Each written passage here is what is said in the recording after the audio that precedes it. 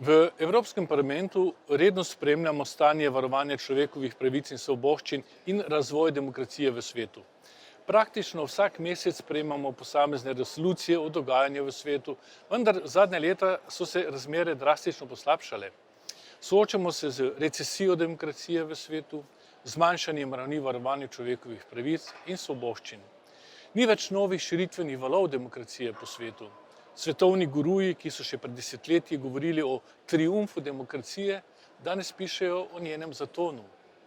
Hibridni sistemi naj bi bili bolj učinkovitejši, naj bi bolje zagotavljali javne storitve za svoje državljane.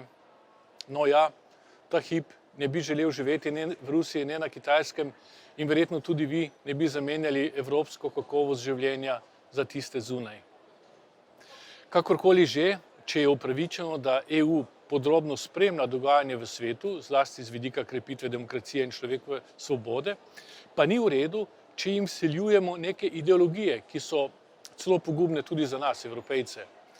Gre za pretirano promocijo LGTBIQ vsebin in teorijo spola, ki se jima stroka vse bolj odreka.